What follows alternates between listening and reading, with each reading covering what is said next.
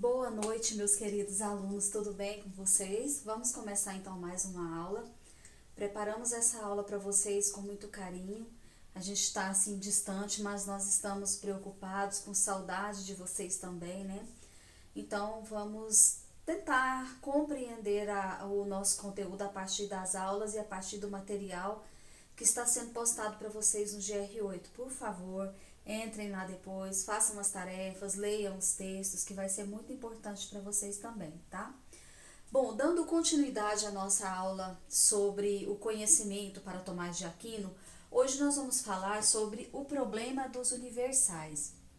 Para a gente entender melhor esse conteúdo, eu queria, antes de mais nada, explanar com vocês o que é, ou melhor, o que são esses universais. Não sei se vocês se lembram, mas quando nós falamos sobre a teoria do conhecimento para Tomás de Aquino, nós falamos também que ele se inspirou em Aristóteles, né? E que para Tomás de Aquino e Aristóteles, o conceito do objeto, a ideia do objeto, por exemplo, a ideia desse controle, né?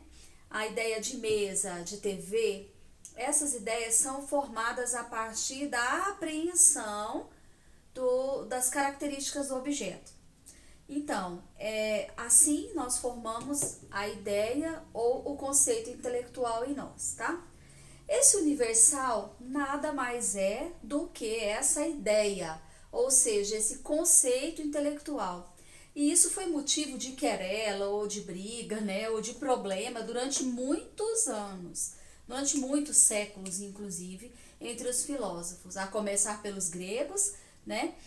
Mas assim, o problema dos universais, ele teve o seu auge maior na Idade Média, certo? Bom, então eles queriam saber, queriam entender como que esse universal existe, se realmente ele existe, o que é o universal e como ele existe. Aí nós vamos ver mais adiante que nós temos várias posições acerca desse universal, tá?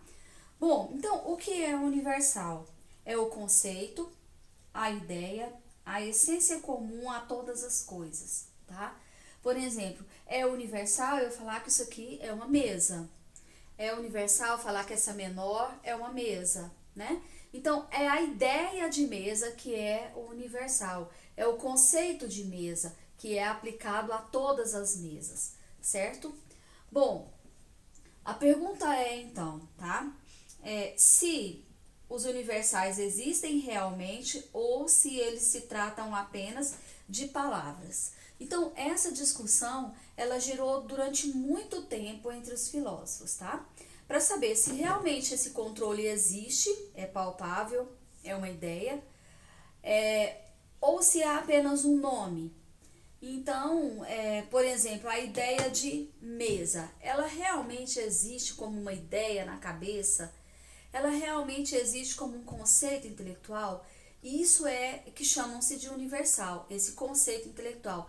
Então, a briga entre os filósofos ficou para decidir, né, se realmente existe esse universal e se ele existe, de que maneira ele se apresenta. É um nome? É uma ideia? Bom, enfim, nós temos 4 posições que nós vamos falar hoje, tá? De 4 filósofos diferentes sobre a ideia de universal. Então, primeiro, quais são as soluções apresentadas para o problema dos universais? A primeira posição que nós temos é a posição realista, tá? Que se deu no século XI. Qual foi o filósofo? Anselmo e Guilherme de Schopenhauer. Então, esses 2 filósofos foram realistas, certo? E deram essa posição. O que significa, então, uma posição realista sobre os universais? O universal tem realidade objetiva. Eles são coisas. Esses se inspiram em Platão. Então, por exemplo, esse controle, essa mesa, essa TV, não passa de coisa. Não existe como uma ideia na cabeça.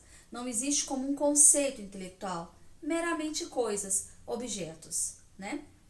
Bom, uma outra posição que nós temos é o realismo moderado. Esse, apenas realismo, né?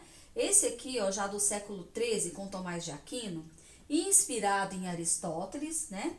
Ele vai ser um realista moderado. Ele vai dar a seguinte posição: Então, Tomás de Aquino afirma, né, inspirado em Aristóteles, que os universais existem no espírito, apesar de ter fundamento nas coisas. Ora, parece que essa posição ela é um pouco sensata, né?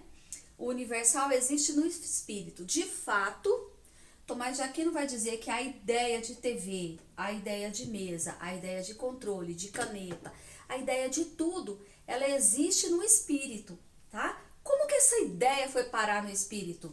Muito bem, tem fundamento nas coisas. Então, ou seja, eu posso tocar, eu posso ver com os meus sentidos, eu posso ter contato com esse objeto como coisa, tá? Através dos sentidos. Porém, ele passa a existir na mente, ele passa a existir no espírito, no intelecto, na inteligência, certo? Essa posição, ela é bem sensata, porque realmente, de fato, as coisas passam a existir no nosso espírito depois que a gente tem o conhecimento sensível, correto? Mas ainda temos duas posições. Vamos lá. O nominalista Rosselino e Guilherme de Ockham, século XI, tá? Então, para eles, de que forma que o universal existe?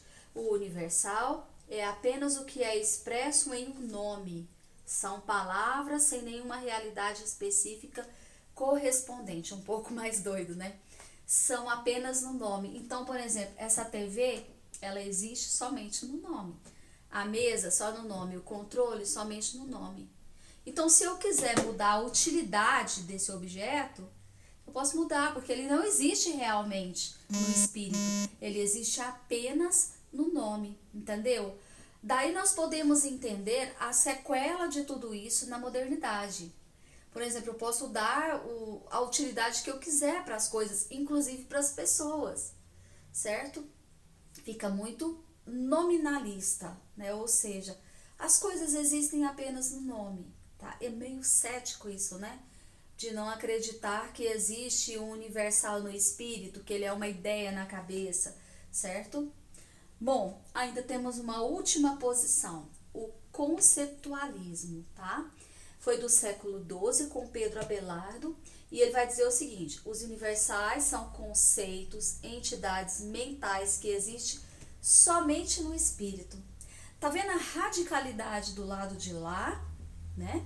E do lado de cá, ou seja, um vai dizer que as coisas só existem no nome, o nominalismo, certo?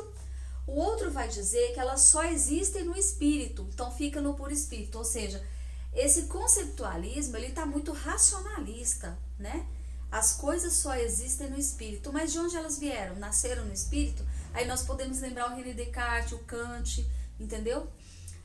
Então, bom, essas são as 4 posições a respeito do universal, tá? De fato, nós podemos analisar essas 4 posições e tentar encontrar aquela que se adequa melhor à realidade, entendeu? Será que o universal existe mesmo no espírito e tem fundamento nas coisas? Será que é só um nome? Será que existe só no espírito e não se fundamenta nas coisas?